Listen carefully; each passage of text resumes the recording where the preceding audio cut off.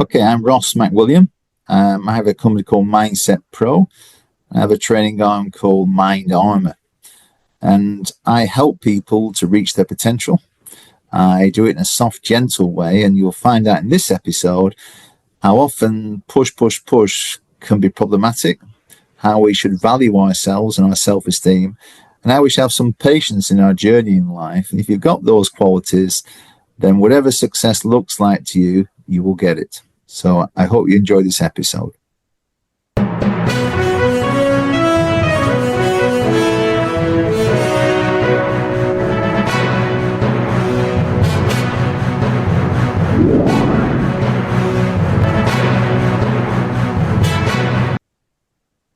Welcome to yet another exciting episode of the Online Prosperity Show, your ultimate destination for exclusive insights into personal growth, business success, and transformative journeys. I'm your host, Prosper Taruvinga, and today we're going to be diving into the power of mindset with a guest who embodies resilience and transformation.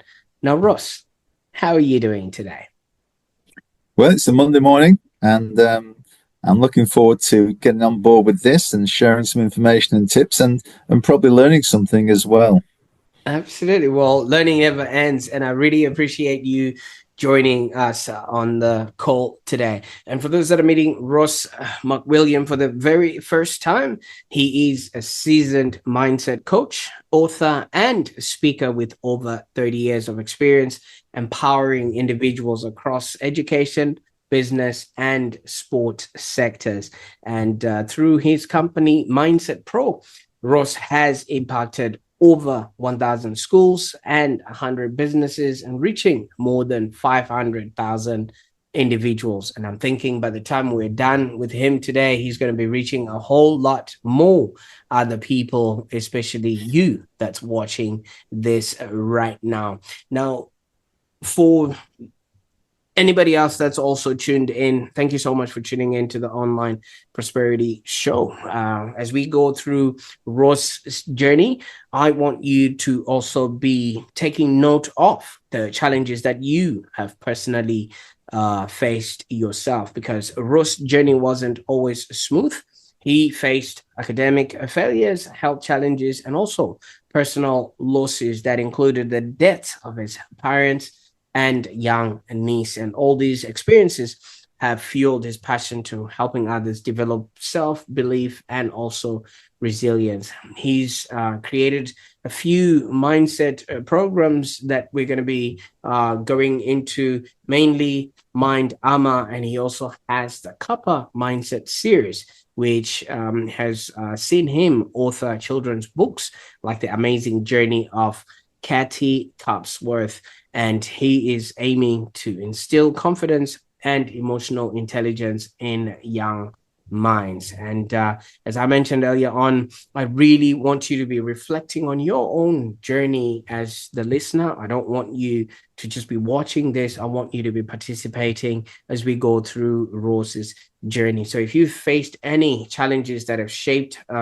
your mindset for the good or for the worse, just share these experiences in the comments below, and let's create a community of growth and support. Now, Ross, I could go on and talk about things I'm not even qualified to talk about. You've described yourself as old, but still young. First of all, where does this perspective sort of come from, and how does it influence your approach to mindset coaching? It's a good first question, that one. For me, it is always about reaching my potential, and in doing so, supporting others. So it's a twofold approach. So age is all relative. I'm 64, and when you mentioned before about overcoming his challenges, I would say I'm still in many of them, but it's that process, that journey, rather than getting to a destination, that becomes the challenge. So, you know, if I want to pick out details here, my life has been very challenging in many ways, but also when I say that, I'm very conscious that we don't compare to anybody else's life, and whatever anybody's going through, it's your challenges, and you've got to try to find a way to make your life not just better, but more productive, more supportive, more enjoyable. And those key words that I try to hang on every day. So, going down to details, yeah, I've had some new knees, two reconstructive surgeries. I'm going for another constructive surgery on my ankle. Got some heart challenges with interesting atrial fibrillation beats, and I've had an operation for that. And really, essentially, what it's led me to is that I've got very poor mobility. So that makes you sit down a lot. And when you sit down, you can reflect, but it also, in my case, I spend that time learning, developing, and growing. And I see it from a sort of very much more experienced perspective these days, given my sort of learning journey and my emotional and physical journey, that I can sit back, maybe, perhaps almost like a man in his 80s, and see what is really important. So I'm like ahead of my time in a strange way, but what I've just done there is flipped over how I feel a bit disappointed with things, but seen it on a new framework. So I can give to people what I've experienced and going to experience. So as I work now, it's always about putting people at ease, making them feel safe and secure. And often when I do any training or coaching with people, that feedback is always at the forefront of what I receive. So it's not just about Ross being knowledgeable and experienced, it's about Ross making us feel safe and secure. And that allows people to give their best self to the training, to the coaching. And I put it very simply sometimes that people want to be listened to be understood, to be cared for. And if you can get that right, then you can lay on top of that learning and experiences and challenges that's going to help someone grow. So I've learned that over many, many times through formal teaching. I used to be a teacher a long time ago. I used to work with some very challenging children, which we call the highest tariffs, emotional behavioral difficulties. And I've worked with young and not so young sports people and business leaders who probably in many ways are much cleverer than me. And I don't know what clever means, but it could mean that they're quite quick and they're sharp and they've got these goals and ambitions. But what I see when I work with people is that once we can secure that safety and make them feel if they're valuable, then I've got every opportunity then to help them grow and then support other people. So these are the sort of things that I talk about. And the knowledge is almost lower down the pecking order, really. Now, my emotional intelligence tells me I've been talking for a long time here, so I'm going to stop talking for a little bit and see if you can come back on some of that and we can develop a good story for the listeners. Absolutely. And I appreciate that. And that's one thing, especially when you are self-aware in these sort of spaces, you start feeling, wait a minute, I haven't given the other person a bit of a chance, but this is your journey that we're talking about. And talking about your journey, you did highlight that you did a bit of teaching before. Was teaching somewhat of a high, like a childhood dream, or is it something that just came along as you were progressing with your journey? Here's another good question. It was never a childhood dream. And when I did go into teaching in my early 30s, formally in the UK and overseas, it was always to go in, to learn, and to come out again. I didn't see myself long term to do that, but I thought there'd be some good skills and experiences to be gained. And when I did that, I knew at the very moment I started at Southampton University doing my postgrad that this was the right place at the right time for me. But I've got sort of that yearning, that itch to apply things, and I want to apply things to reach more people. And I felt as teaching progressed, I did about 8 years in total, but as the teaching progressed, there was one thing became very apparent to me, that as much as I was good at encouraging people, entertaining them, educating them, I didn't want to force them. And I found a lot of the people in formal education, someone didn't want to be in front of you. And that became very important to me, that people in front of me wanted to be in front of me. And so that's what took me in the path of training and coaching. And that is where I still am to this very day. I don't want to be fighting anybody. I don't want that coercion in my life. And I want people to come with a real curiosity and a need and a drive for them to improve. And that's where I transitioned out of teaching and lecturing, and even with some very challenging children, that I find myself now working perhaps more in small groups, groups of 10.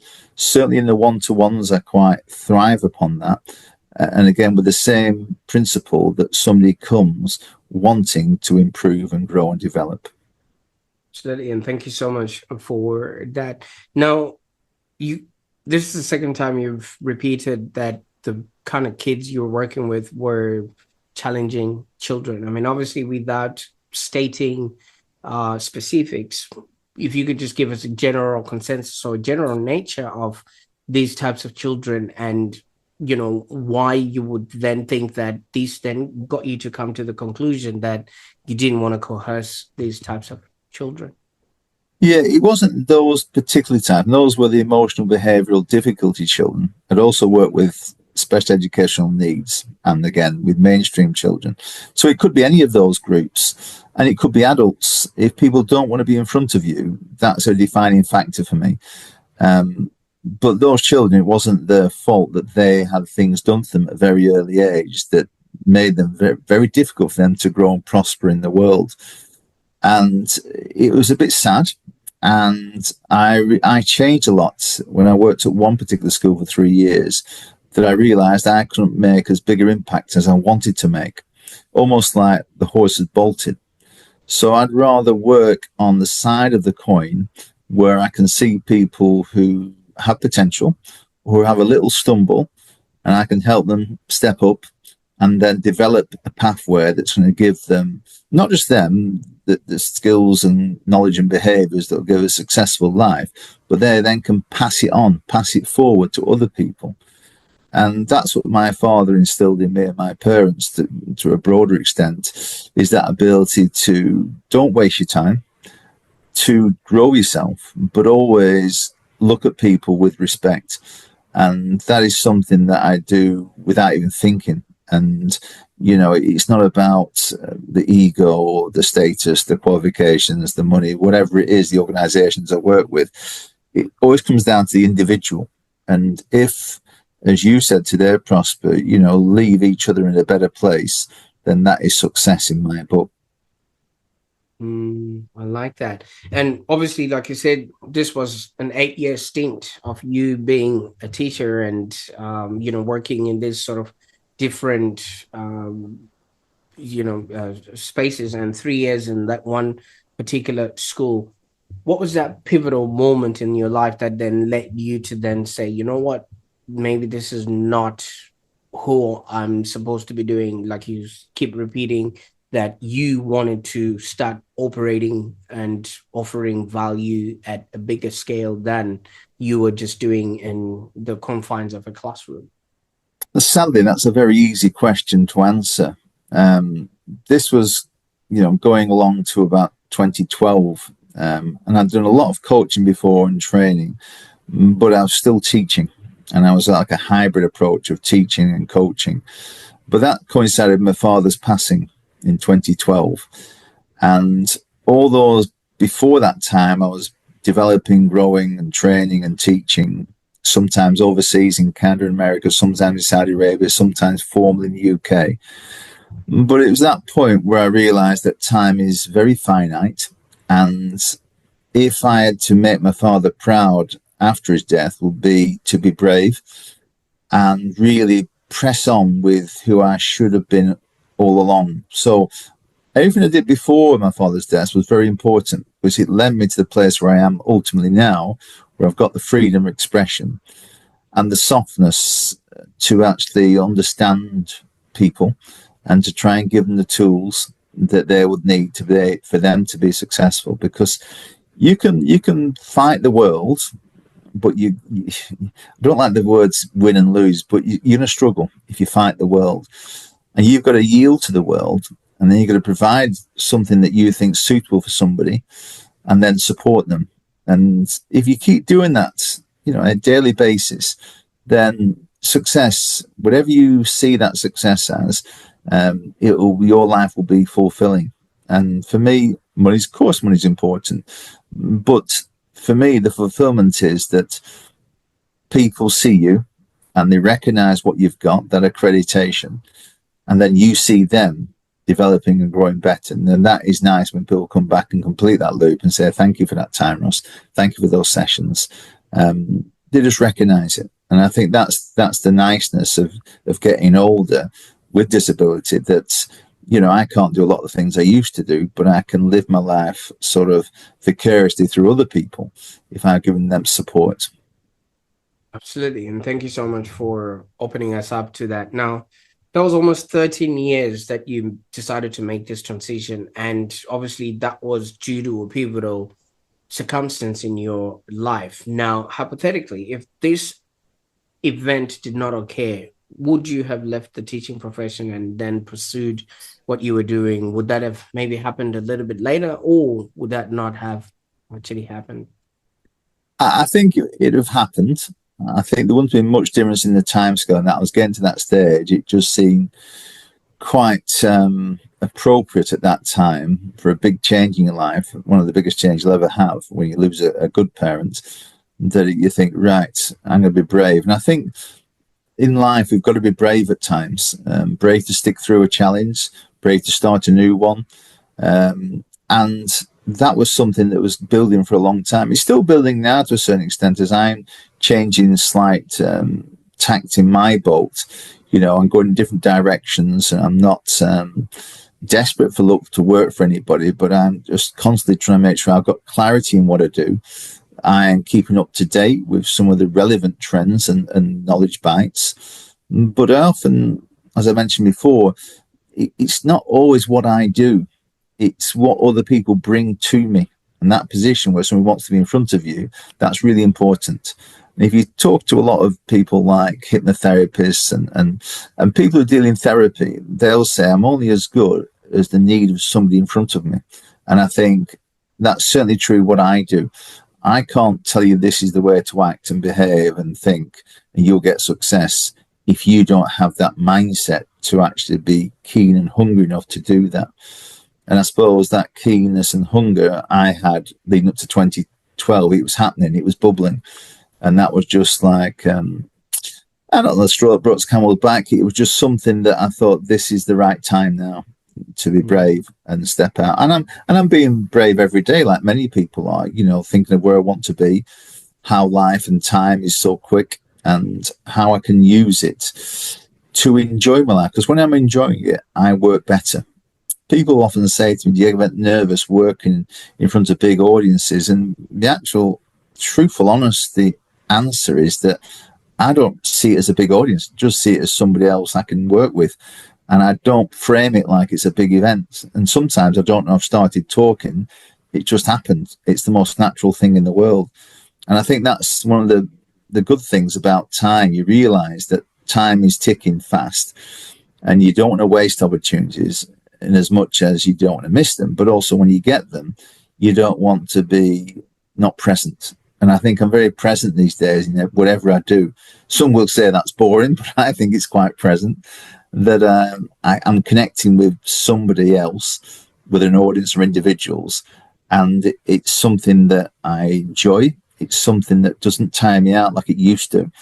And it's something that I'm curious to see where the next bend in the road is and where that goes to. So as much as I'm 64, I feel like 84 sometimes, but I think I've got a richness about how I think about life that's, you know, nobody's ever going to change the world. It's a bit of a cliche, this one, but if you can change the world for one person, and that one person then grows and changes the world for another person, maybe that axiom, that truth might come true. Mm, absolutely. And you're absolutely right. You know, as kids, when we grow up, you know, that's the one thing that everybody wants to do, to change the world, to change the external look and feel of what they are experiencing. But I've come to realize that there's an internal world as well, which if it is sorted out and changed, that will actually then make whatever you're seeing on the external become much more changed in so to speak. But you've got a few of these sort of mindsets that you've developed along the way, and you're also helping others with those. Maybe we can touch up on the first one. To me it reads like cup up. cup of mindset. You know, it's like a Yeah. cup of tea or a cup of coffee or something like that. That's how I was reading it early on. Maybe you can let us know what it stands for and how you developed this sort of concept. Yeah, originally, and still to this day, but originally I was very heavily into children's mindset, being a teacher in different countries and different abilities and different needs. It made me curious to how I could support them better. So I created a series of books aimed at children. It was about 6 books in the end, but in Cuppa, it was the first one, released in 2017, that stands for Challenge, Uniqueness, Positivity, Perception, and Action. So it's quite memorable, Cuppa, you remember that. But these are messages that's based in a fictional book, but with truths, non-fiction truths, dropped in a very subtle way. So people are reading the book and you can hear the book and there's videos in the book, QR codes. So you're actually hopefully enjoying something, but learning. And maybe you're not fully aware of how much you're learning, which is a great way to progress, I think. So my interest initially was within the children's mindset, and I think a lot of our potential is created or stunted at a very young age. I'm not saying you can't move beyond that and create something from a horrible upbringing to complete and utter success later on in life, but it can be very challenging. And looking back on my life, I realized I was very fortunate to have that freedom to be creative, to whatever I wanted to do, I could do. Not talking necessarily lots of money, but very supportive parents, that mindset that, yes, go and change the world, see what you can do, but don't hurt anybody. That was the message from my parents.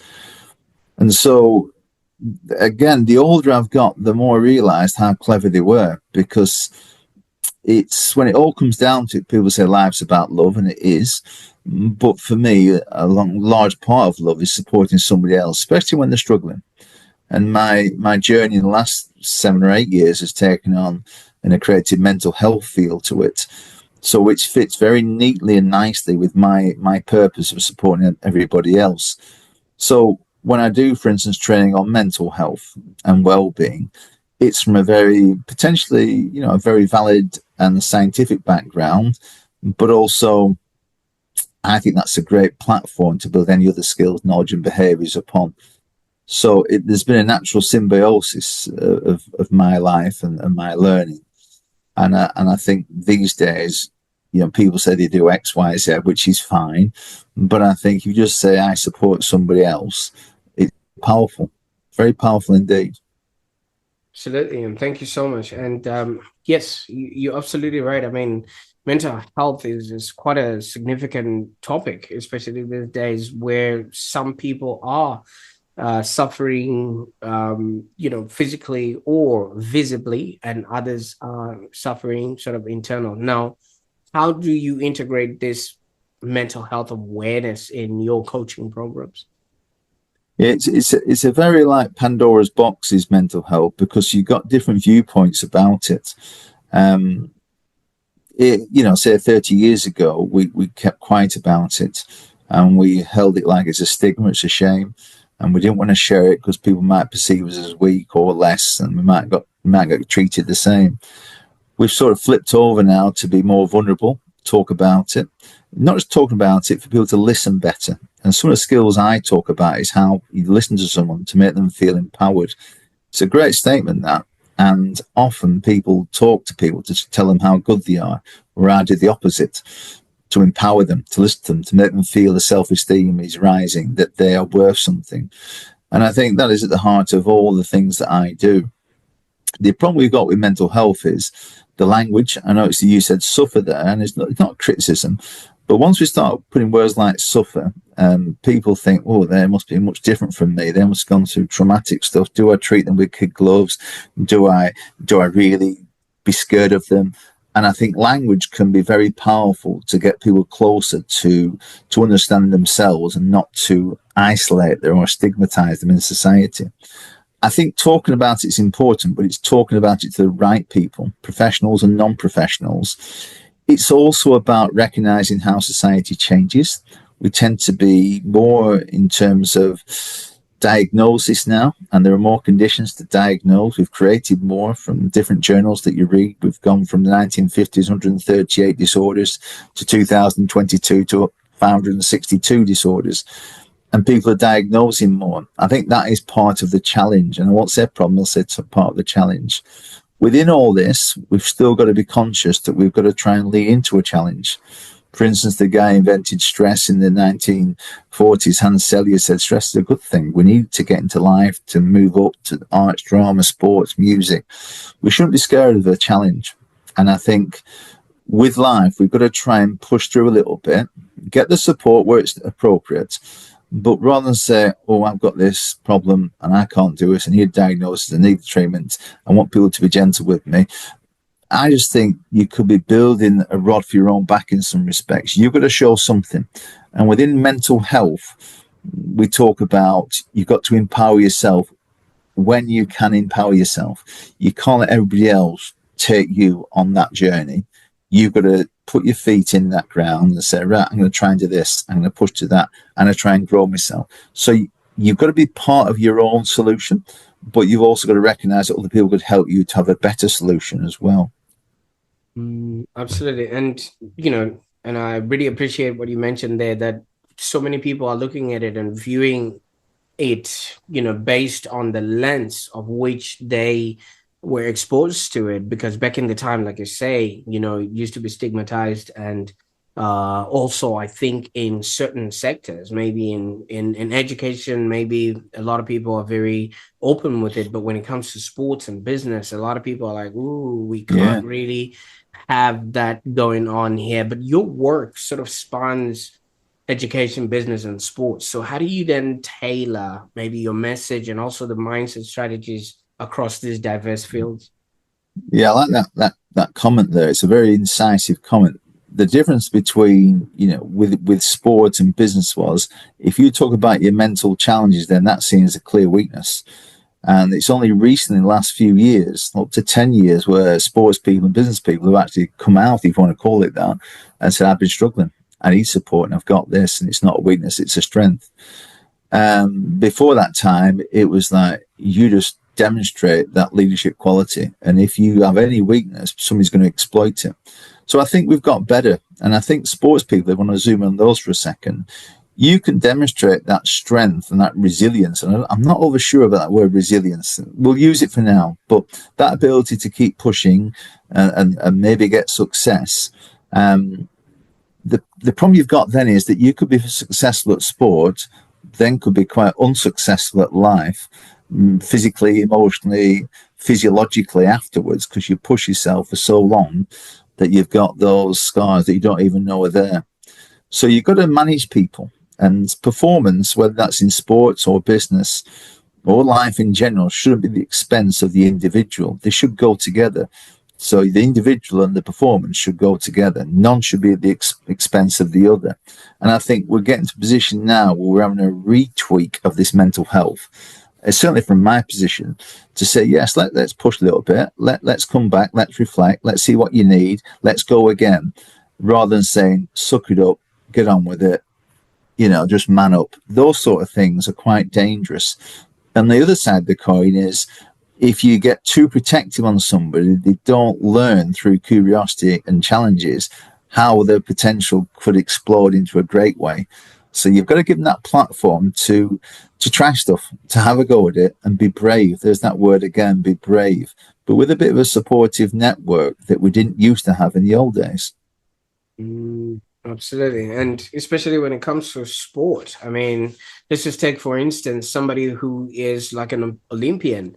They only have maybe a one in 4 years opportunity for them to perform. And in that one particular performance, they don't do well. There's a lot that needs to then go into bringing that person back, because they've spent all this time waiting for that one particular moment. And I've seen so many, and there's case studies of people that never really come back from beyond the bronze or the silver that they would have received after an Olympic.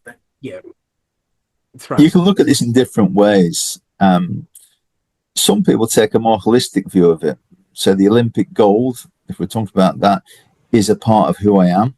whether I get it or not, that's fine. I'm still me. I'm still Ross McWilliam. I still have these values and principles, and I'll do all the preparation and training and ready for this moment. If it happens, it happens. If it doesn't, it doesn't. A little bit philosophical, but sometimes we can learn more from our failures and our successes. Don't tell that to an Olympian who just lost his gold medal. But I do believe if you see the bigger picture, your purpose, your value, your hard work, your industry, the way you search out solutions, I think you will get success at some point in your life. And for me, it's not always about being first or gold medal. It's just as long as you get there in the end. Now, again, I don't want to be trite about this and say, oh, so it's okay not to get a gold medal. A gold medal is the pinnacle of performance, but it is just that, a pinnacle performance. You've got a whole long life in front of you. And, you could win, but lose in life and lose afterwards. You can get the two going together, gold medal and the gold medal life. And that's what I'm trying to get people to understand. But you go through all the sport practices, that visualization, that physiological practice, that right coach support system, that planning, that ability to look in phases of your life, to plan for a big event. And, sometimes these things happen, we don't get the right results. And I think the ability to take the rough with the smooth, as Kipling said, with triumph and disaster, it's a great quality. And being always open, me at 64, for the next nice thing that's going to happen, rather than being closed off and hanging in for the finishing line, whatever that means, that was never my game. And I think, to answer one of your other questions about teaching, I didn't want to go to the finishing line and get the pension and say I've won, but I felt I'd lost. I'm always thinking I'm winning because I don't know what Ross is going to do next. I come across some fantastic people, invited some great places to work with some people. And I suppose, going back to your question then, take it philosophically about life. It can surprise you and it can trip you up in the same time. But I think that's the mark of a real human being who can tread that path very carefully. Absolutely. And thank you so much for that. Now, you would also, I don't know if you would understand this, but I kind of blame the education system for quite a lot of the things that are happening, especially to people, because with the education system, and you would attest to this, having been a teacher yourself, kids are taken through a whole process of learning, only to be subjected to 30 minutes of their whole entire existence in an examination paper, which they have to actually pass in order for them to go on to the next level. But, I don't know how it works like in the UK, but in other countries where parents would have sacrificed, education, life, put their life on hold just to put the kid to school, that really puts a lot of emotional stress on that particular individual to make sure that they actually pass that particular examination. And there's kids in India that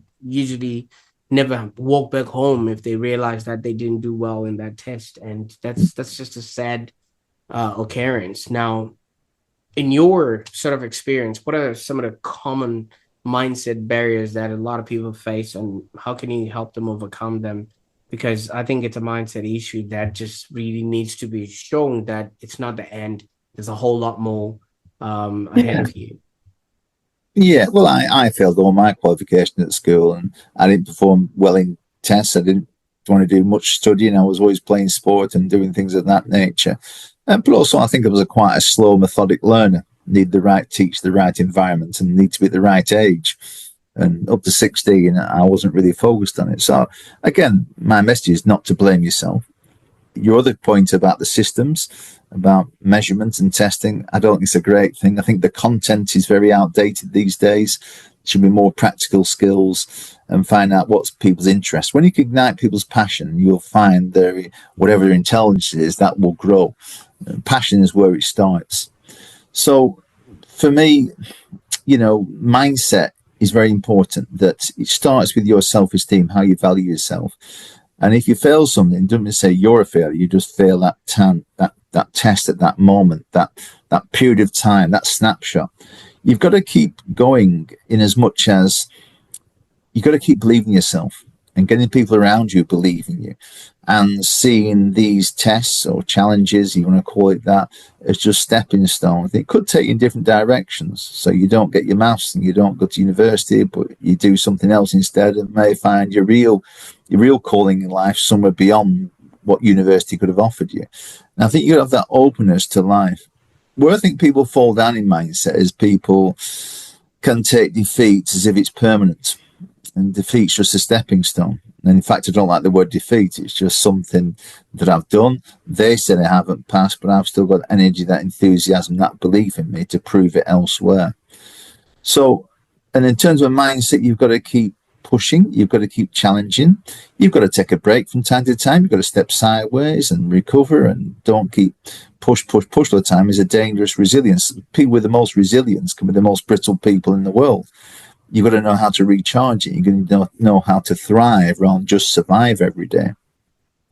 And that's a skill thing. As you get older, you work out how you motivate yourself better. If I can sit in front of a laptop when I was 20, 30, even 40 for several hours a day, I could do it quite comfortably. Now I struggle with that because I'm seeing time as a commodity. I'm seeing my motivation change. I like being in front of people. I like having clarity in what I do. And that's something I'm always working on. And I think mindset does change with age. But if you're going about a younger person who's listening to this now, younger person, maybe under 40, I would say don't beat yourself up. Get the right support around you. Be prepared to put some of the hard yards in. But hard doesn't always mean length of time longer. It means that real attention to detail. What's exciting you? And follow that excitement rather than what somebody expects you to do. And that can be seen as quite revolutionary in some ways. And you can play the system and go through a system which might serve you well for a number of years, as it did for me till I was about 25, 26. But then I realised you can't box off what I've got, this ability to keep bouncing back, to keep reinventing, to challenge who I see, much cleverer people than me, but I'm still here. And it reminds me of one of the things I often say to people. I said this morning to a friend of mine, it's not who gets there first that counts, as long as you get there. And I'm a big believer in that. Absolutely. It's not who gets there first. It's just getting there. As long as you get there. Yeah. Don't tell that to a gold medalist, but you know what? That's my philosophy. Absolutely. But obviously in the kind of work that we do, if there's like an individual or an organization that's sort of listening to this, what is it that they would ring you up for, or what would they be able to get if they connect with you? Yeah, it's a really good question. You know, what do I offer? You know, I offer that security of, if I'm working with somebody recently, a director of a food company, and he's looking at some of his skills at work. So he wants to be at an even higher level. And we talk about polishing the diamond, getting that presence. What does presence mean? It means, knowing some skills about how to communicate, how to listen, how to lead, how to understand some details about finances. When it's all blended together in this person being more calm, being clear in what he wants, realizing he can't be everywhere all the time, you know, indispensable, indisposable person that's running around 24/7 like the proverbial headless chicken, because I'll tell them very clearly, this is not sustainable, and you'll work it out when it may be too late. So I work with people on that one-to-one level to do that. But companies often come to me for mental health, for sure, but then they realize I do other things. So the other things could be about communication. And I mentioned before about we need to talk more, but we need to listen better. And being able to listen to somebody is a real skill that can be learnt. So you'll talk to somebody who's always willing to listen, but then they want to get their own view in. So as soon as you take a breath, they're in there.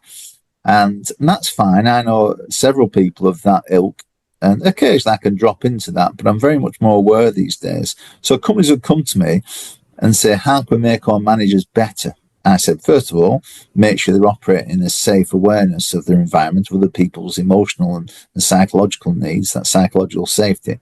Then let's show you how to listen, to empower somebody. Because many times people have the answer, but they don't know they've got the answer, or you stifle that journey of understanding themselves. So this is where we come to that coaching, that listening, that communication. People also come to me for mindset, and I'm very keen to tell them, I can make you strong, but I don't want to make you brittle. I want to make you sustainable. People come to me for different things for young people. If they're coming to an organization and they want to learn a bit of emotional intelligence, that baseline confidence, they want to know how to negotiate, or they want to know that they can support other people. And it's not very often you get young people wanting to support other people. They think it's all about them, which is great. But the ones who go far are the ones who recognize that, but also recognize the need to support other people. And here's the interesting bit. I can teach you lots of skills and knowledges, but often when you get somebody, young or old, recognizing that they could get further by supporting somebody else, that's when the penny drops. So it becomes less about them, more about other people. And when I've worked in the past with different network organizations, one of the biggest in the world is called BNI, Business Network International, and they have a phrase called "givers gain." So if you give, you gain. And I think if some of the really clever people I work with, young and old, head teachers, leaders, sports leaders, if they just realize just to slow it down a little bit, take an interest in somebody else, empower them to be more able to do their job better, then really you look good, they look good. It's what Covey calls a win-win situation. And I like that scenario. It's not me saying, I've got this knowledge, you need it, book up and get on with it. I'm working with my nephew at the moment on some cricketing skills, and his skills are pretty good. He's got a talent. He's got a nice, soft approach to him. He might need some alteration, but all the things I suggest means nothing unless he wants to come to me and understand it better. And then it will work. But I can't put it on top of him. And that's the principle. When companies come to you, they generally come to because they've got a need. And that's when my eyes light up and think, right, we can work with this. Absolutely. And where on the internet could people go to, Ross, so that they can maybe start their journey or determine whether they're the right fit to come and work with you? Yeah. I always say people come to me and you got to come with this want. But I have websites, mindsetpro.co.uk. If you put Ross McWilliam into the internet, you'll probably find me somewhere up there. And the other course we've got, things we talk about is called Mind Armor, which we've trademarked and produced a lot of work through that. But I'm quite picky. I do work with other people as well, other professionals, but I like working on my own many ways because I can guarantee quality. But as I've aged, I've realized that I can't be everywhere. And so I'm developing a coaching program, a train the trainer program, where somebody becomes a mini Ross and they goes out and does my principles and helps and grows people in different areas. And I will probably deal with more with that one-to-one small group. And perhaps sometimes that elite performance where people want to get the edge from an older man who's in his 60s but feels like his 80s, who's got a breadth of experience and a depth of experience that somebody could pick up from, Absolutely. And yeah, absolutely. Thank you so much. I will make sure that all those links are in the show notes below. Well, yeah, the other one I was just thinking of, we were talking about books before, and I've just released another book for adults this time. It's called Route 116 to Sonoma. It's about the life lessons we can learn at any age. So you could be a young person and want to get up on that ladder further. And as I mentioned before, that could be learning skills, but it could be supporting somebody else. It could be somebody at the crossroads of life in the 40s. Where am I going now? Where's that plan gone? Where's my career going to go? Or it could be someone older in life who looks at life differently now. It maybe becomes less professional, more personal. So I tell stories and anecdotes, and I've included QR code videos in this book. That's like a journey through life. No matter what age, it's relevant. So you might want to pick it up and have a look at it and see if you can learn a few things that you could apply. And that's where I'm at, applying stuff. Absolutely. I'll make sure that all those links are in the show notes so that people can find their way, to you, and especially grab a copy of this Route 116, and maybe they would go on a journey of their own. Well, that's the idea, isn't it? Yeah, it's on Amazon and we haven't got it on the website, but yeah, it's based in Northern California and there's a place called Sonoma. There's a route there. It's 46 miles long. It's a beautiful, tranquil place. And it was based on the Inuit Indians, the Miwok, in fact, who said that this is where the Valley of the Moon is, where the moon sets gracefully and peacefully in the landscape. And I've coined that phrase to where we need to find where we belong in life, where we sit neatly in our landscape and our environment. So if you're forcing and pushing all the time, you might get success, but you might get a lot of stuff you don't bargain for. And as you get older in life, we'll find out your body will start to hijack you. So, to keep ahead of that hijacking, you've got to treat it with kindness, with niceness, and then push it a little bit, but be a bit smarter about things. And I think this book is about finding your place in life and then enjoying it before it gets too late. And talking about obviously enjoying life and things of that nature. I mean, Ross, you've done your part. You've done the work. You've lived, learned, and obviously you've contributed 6, now 7 books here.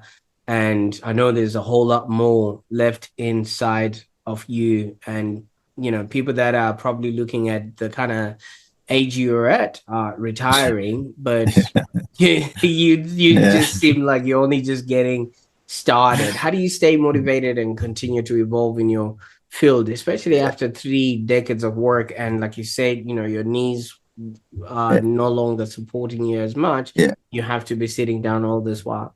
Yeah. Life is not happy clappy. We have better days and sometimes not so good days physiologically, the body, and sometimes emotionally, where we're going with all this.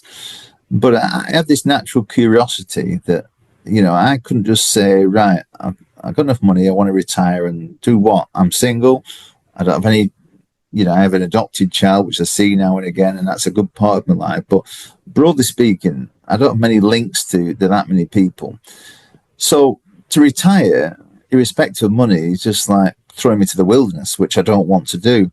I'm very curious to fulfill my parents' DNA in me, which was to grow myself, support the people, and not hurt anybody. And so that is always something that's in my life. And I'm at sort of a crossroads at the moment with these physical challenges. I'm changing where I want to be in my life and who I want to work with. But I'm also happy to say I'm not desperate as I was 10 years ago. I must work with this people, must work with that. I'll actually turn people down if I don't feel the connection's right. I think that's a nice place to be. And people say in business you're successful and people come to you all the time. Well, if that's the case, well, I'm not successful.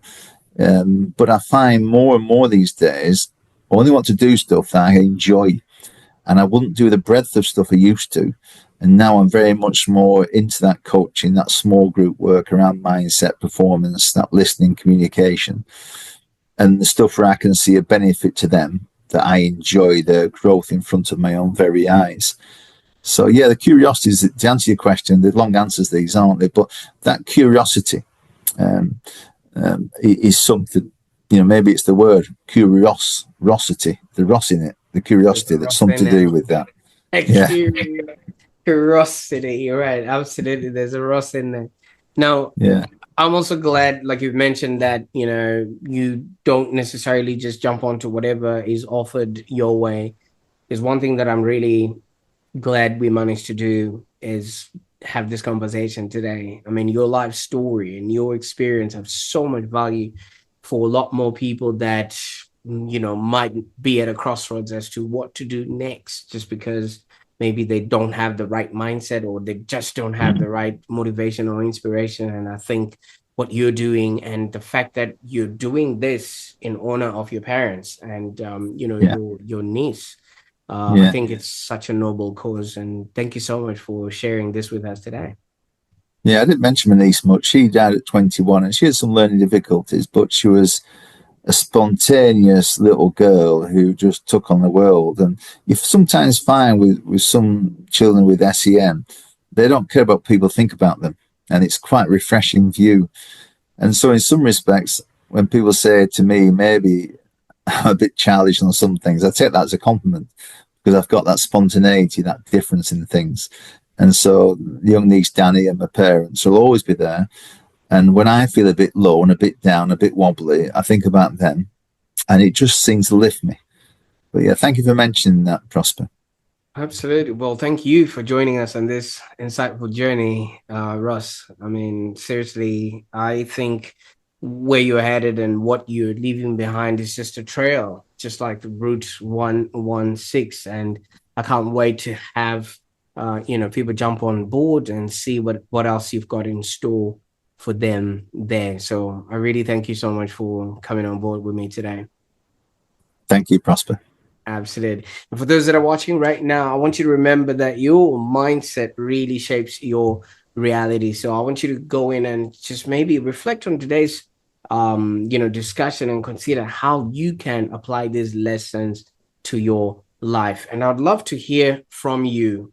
Share your thoughts and experiences in the comments below. And if you found value in this episode, please maybe share it with someone who might be in search of such transformative content. And I encourage you to stay tuned for our next episode where we're going to be exploring ideas to enhance your happiness and well being. Until then, keep striving for growth and prosperity. Bye for now.